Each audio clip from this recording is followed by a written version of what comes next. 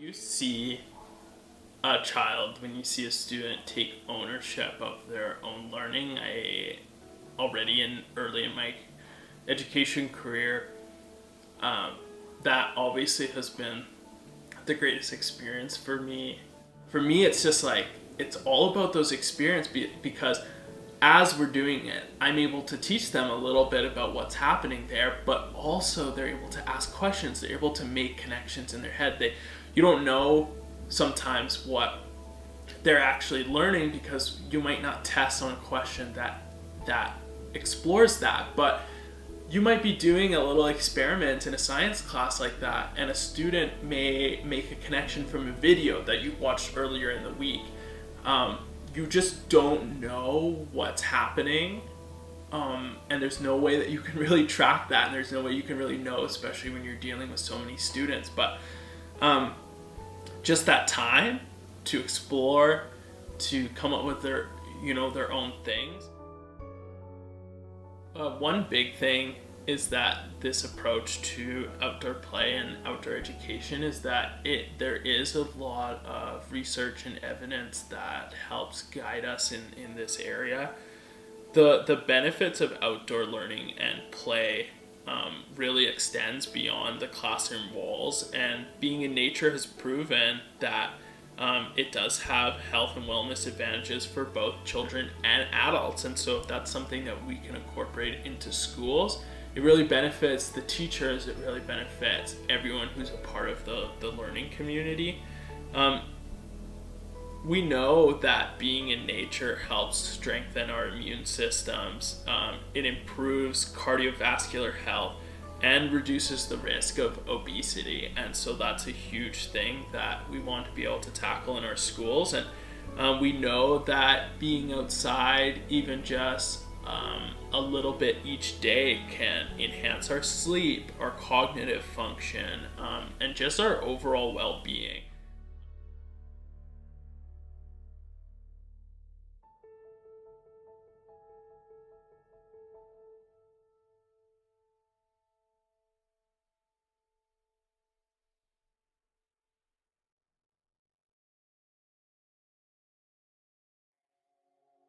I don't think you can talk about outdoor education without talking about the importance of play in the process of learning. There is so much research that talks about the different ways that play can accomplish so much of the goals that we want to. And so when you think about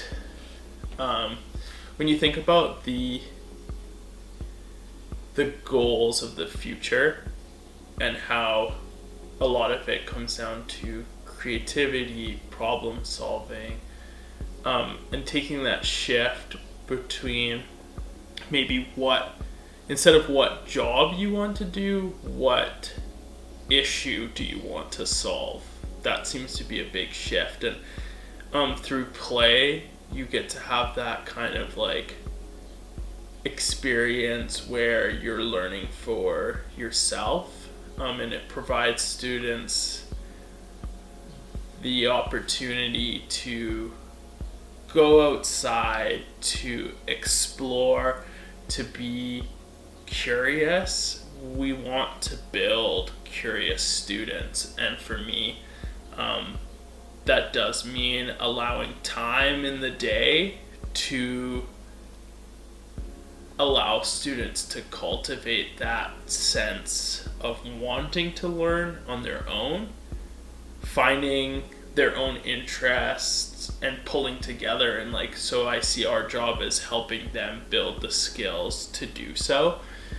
So for play, it's just a great entry point. We know as teachers that gamification can be super valuable to having students enter into the learning.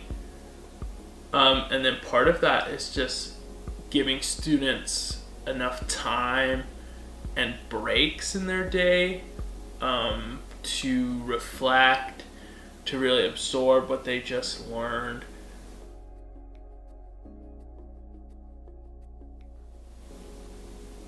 by having students learn things on their own through play, and just being with kids their own age, and even being around kids of other ages, like, it can just be such an incredibly valuable time.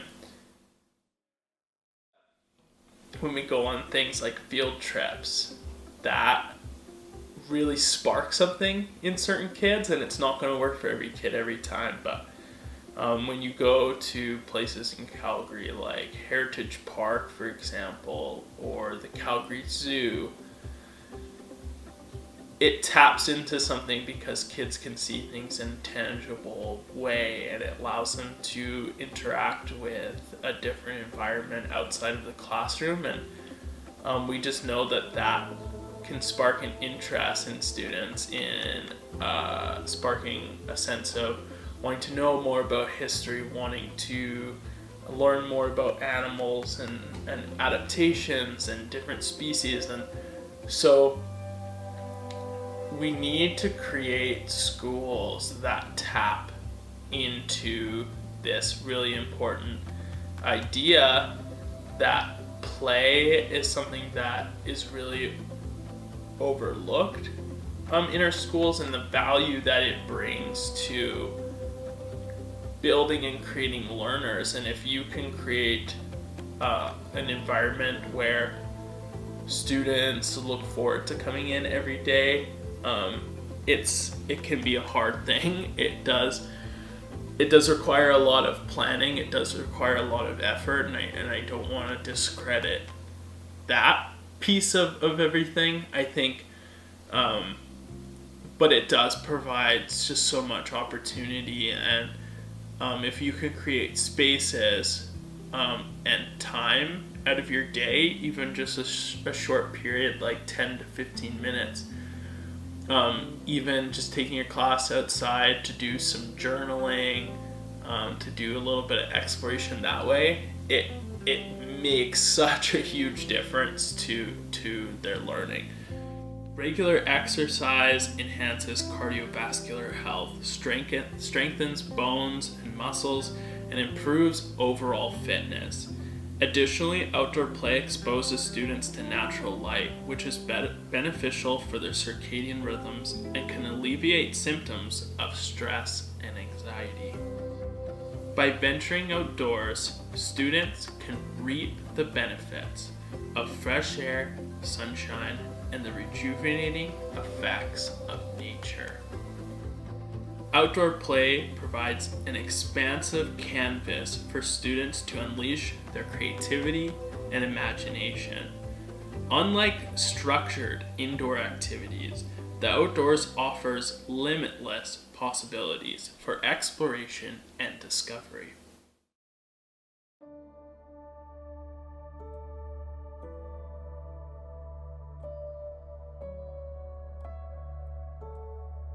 Outdoor play is more than just for fun. It is essential to learning.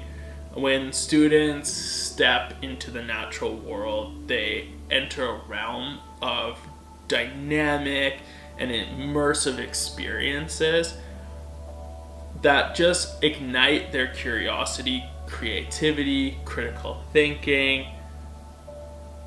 Here, in the outdoors, in nature, they can solve problems, they can think critically, and we can allow their imaginations to soar. When nature becomes the classroom, where the boundaries of traditional education can be shattered, the possibilities are quite endless. For me, outdoor education is not limited to intellectual growth. It also nurtures physical activity and well-being. Studies have shown that spending time in nature reduces stress and anxiety, improves mood, and enhances physical health. That's something I've experienced personally. on this journey, and I want to say that it's not a simple, easy, clear path, because for me it has been a complicated one. I kind of refound this love for nature, spent a lot of time diving into and allowing myself to be curious and to explore, but I do still struggle myself with carving out that time to go outside. So I know that it is a big ask to incorporate this into the daily lives of people, of students, of classrooms and schools. But as I'm trying and seeing the ups and downs of when I'm outside versus when I'm not outside, when I'm doing it consistently versus when I'm not doing it consistently, when I'm outside but I'm not allowing myself to be myself and to be curious, that has a huge impact on my ability to learn, to grow. So I just think it's so important that we work together to find areas and gaps and opportunities to incorporate this more into our schools, all the way from the fact that some schools can just have their kids go outside more to do like some journaling, some reflecting, some more physical activity, versus on the other end of the spectrum of building outdoor schools, and they do exist and they do work. And so it's really just like finding ways that you can work from the point that you are at right now and learning how you can incorporate and slowly expose and encourage students to engage with our natural world. To me, that's kind of at the core of what I want to accomplish, that wherever I am in my life, I want to continue to be working at this. And like I said, it is a personal journey for me as well. So just wanting to grow alongside people and to grow alongside my natural surroundings.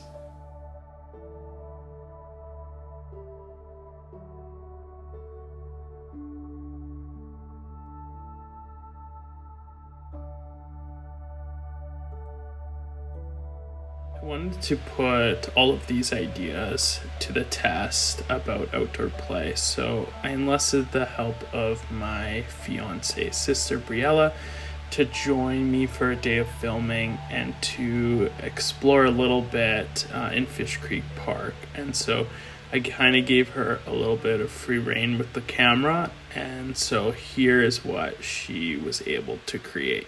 Enjoy.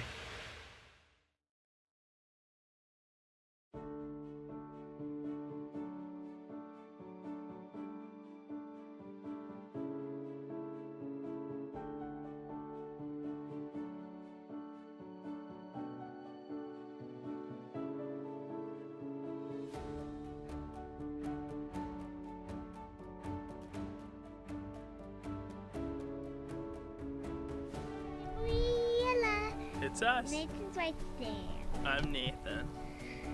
Here's Nathan. What are we doing outside today? We are going to be looking for some gophers. So look at all these holes. These are from the gophers. And deep it is. Okay. Here's Nathan. Hi. We're looking for gophers. So we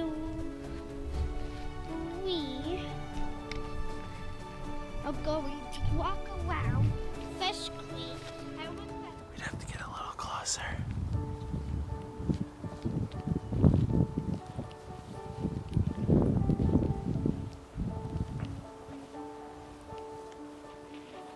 Do you see him? I like his big eyes. Yeah.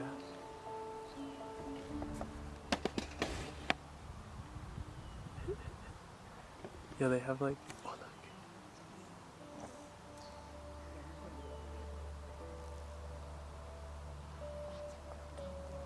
Yeah.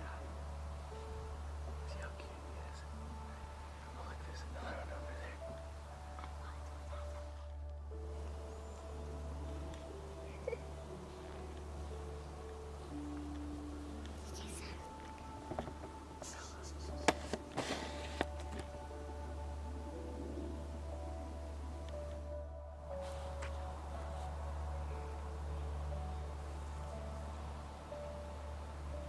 So cool, huh?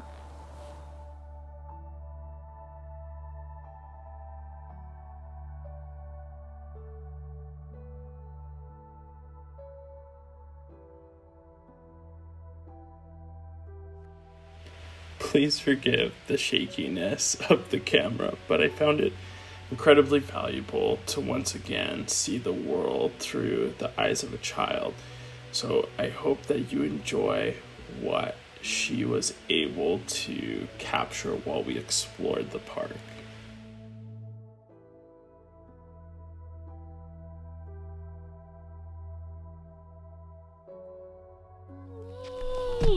You see these ones?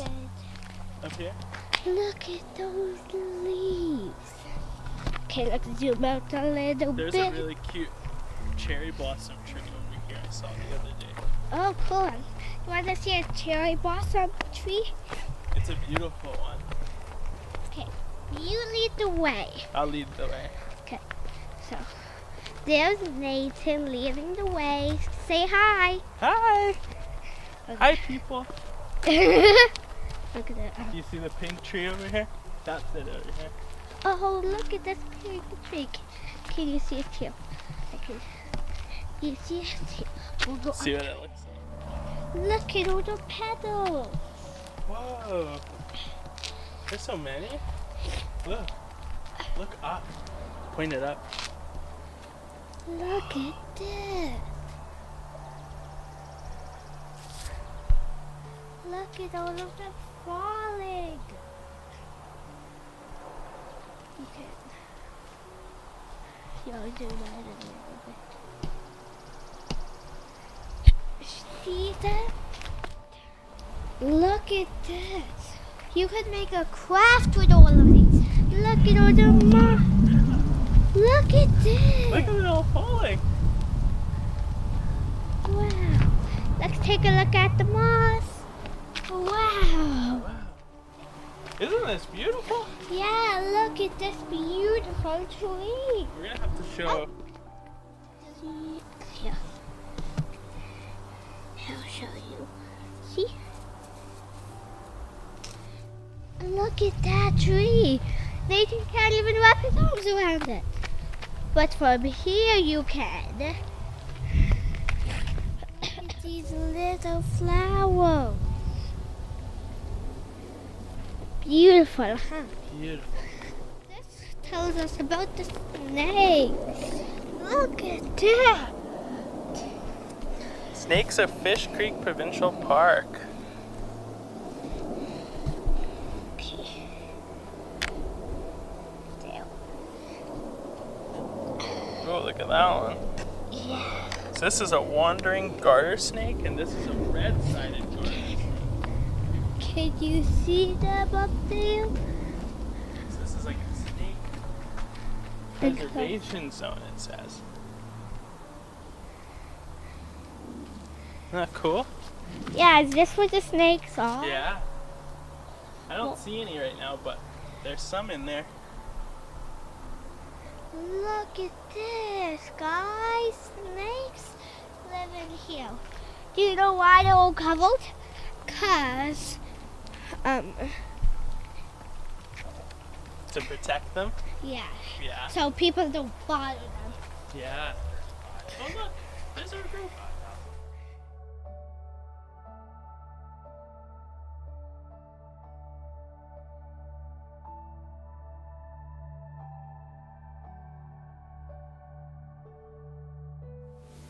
I would like to wrap up this episode with a guided meditation and reflective practice on the power of outdoor play.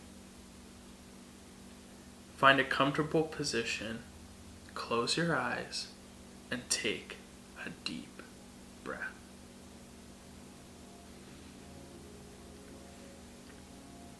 Allow yourself to be present in this moment as we explore the meaning and significance of outdoor play in our own lives.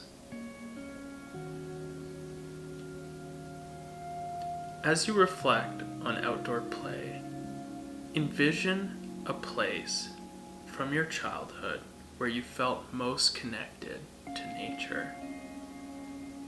Picture the sights, the sounds, and smells that surround you. How does it make you feel? What memories come to mind?